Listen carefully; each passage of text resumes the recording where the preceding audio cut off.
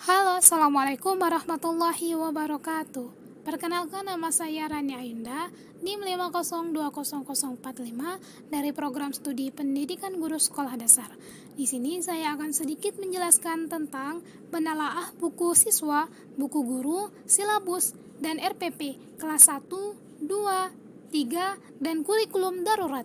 Yang pertama, menelaah buku siswa. Pada buku siswa kelas 1 ini terdapat 8 tema yang akan dipelajari oleh siswa, terdiri dari tema yang pertama yaitu tentang diriku, yang kedua tema kegemaranku, yang ketiga tentang tema kegiatanku, yang keempat tema keluargaku, yang kelima tentang tema pengalamanku, yang keenam tentang tema lingkungan bersih, sehat, asri, yang ketujuh, tema benda, hewan, dan tanaman di sekitarku. Dan yang kedelapan, tema peristiwa alam. Dengan masing-masing tema memiliki 4 subtema. Menelaah buku siswa kelas 2. Pada buku ini terdapat 8 tema yang akan dipelajari oleh siswa, terdiri dari tema yang pertama tentang tema hidup rukun, yang kedua bermain di keluargaku, yang ketiga, tugas sehari-hariku. Yang keempat, hidup bersih dan sehat. Yang kelima, pengalamanku. Yang keenam, merawat hewan dan tumbuhan.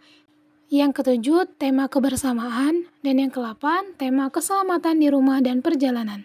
Dengan masing-masing tema memiliki 4 subtema. Selanjutnya, pada buku siswa kelas 3, buku ini terdapat 8 tema yang akan dipelajari oleh siswa, terdiri dari tema yang pertama tentang tema pertumbuhan dan perkembangan makhluk hidup, yang kedua tema menyayangi tumbuhan dan hewan, yang ketiga tema benda di sekitarku, yang keempat tema kewajiban dan hakku, yang kelima tema cuaca, yang keenam energi dan perubahannya, yang ketujuh perkembangan teknologi, dan yang kedelapan praja mudah karana. Menelaah buku guru kelas 1, 2, dan 3.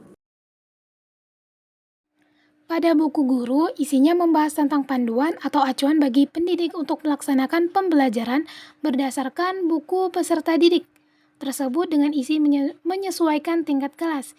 Isi buku guru ini mencangkup uraian dari kegiatan pembelajaran.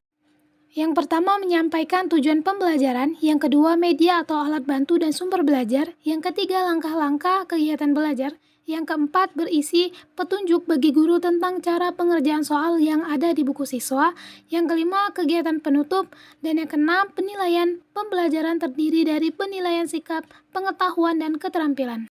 Selanjutnya yaitu silabus. Silabus tematik di SD dikembangkan menggunakan model jaring laba-laba atau WebEx. Pembelajaran terpadu model jaring laba-laba dikembangkan dengan memadukan beberapa mata pelajaran yang diikat dalam suatu tema. Pengembangan silabus dilakukan merujuk silabus mata pelajaran untuk materi pokok menyesuaikan dengan kompetensi dasar setiap mata pelajaran. Sebagai informasi tambahan, perlu Anda ketahui bahwa silabus berfungsi sebagai yang pertama merupakan pedoman atau acuan dalam menyusun RPP secara komprehensif, mengandung rancangan seluruh aspek pembelajaran terkait dengan tujuan langsung pembelajaran maupun tujuan tidak langsung pembelajaran. Yang kedua yaitu menjadi acuan pengelolaan media dan sumber belajar, terutama dalam pengembangan sarana dan prasarana yang dapat mengembangkan budaya literasi secara menyeluruh. Yang ketiga, menjadi acuan pengembangan sistem penilaian. Yang keempat, merupakan gambaran umum program dan target yang akan dicapai pada pembelajaran. Yang kelima, merupakan dokumentasi tertulis dalam rangka akuntabilitas program pembelajaran. Lalu, membahas tentang RPP. RPP atau Rencana Pelaksanaan Pembelajaran adalah rencana kegiatan pembelajaran tatap muka untuk satu pertemuan atau lebih. RPP dikembangkan dari silabus untuk mengarahkan kegiatan pembelajaran peserta didik dalam upaya mencapai kompetensi dasar. RPP yang dikembangkan secara rinci mengacu pada silabus, buku teks pelajaran, dan buku paduan guru. RPP ini mengacu pada beberapa hal. Yang pertama, memperhatikan perbedaan individu peserta didik. Yang kedua yaitu berpusat pada peserta didik. Yang ketiga berbasis konteks. Yang keempat berorientasi kekinian. Yang kelima mengembangkan kemandirian belajar. Yang keenam memberikan umpan balik dan tindak lanjut pembelajaran. Yang ketujuh memiliki keterkaitan dan keterpaduan antar kompetensi. Yang kedelapan memanfaatkan teknologi informasi dan komunikasi. Komponen pada RPP. Yang pertama, identitas sekolah yaitu nama satuan pendidikan. Yang kedua yaitu identitas pada pelajaran atau tema.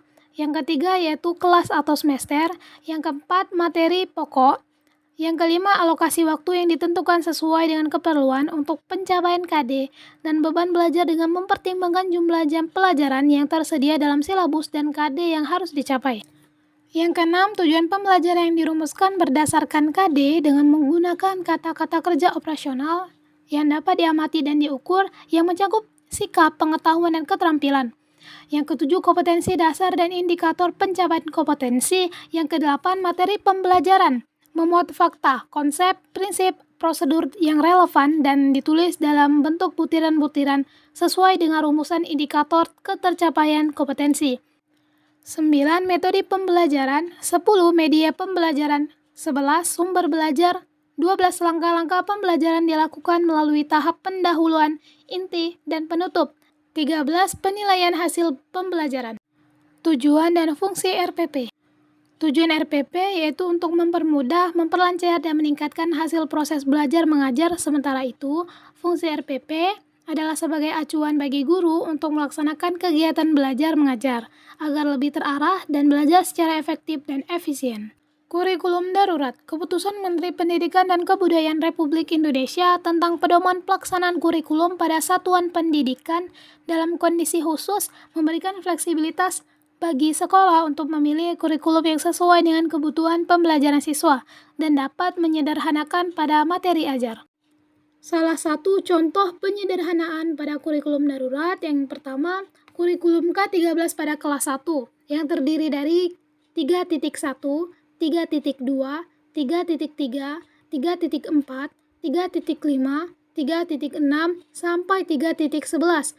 Lalu pada kurikulum darurat pada kelas 1 disederhanakan menjadi 3.1 sampai dengan 3.6.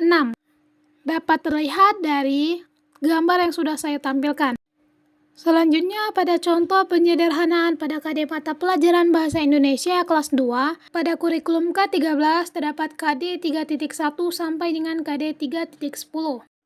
Lalu pada K13 dilakukan penyederhanaan KD, di sini mulai dari 3.1 sampai 3.6 saja.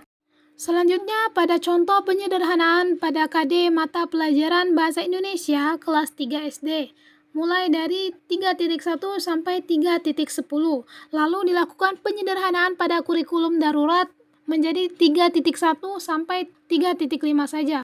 Sekian dari saya akhiri. Wassalamualaikum warahmatullahi wabarakatuh.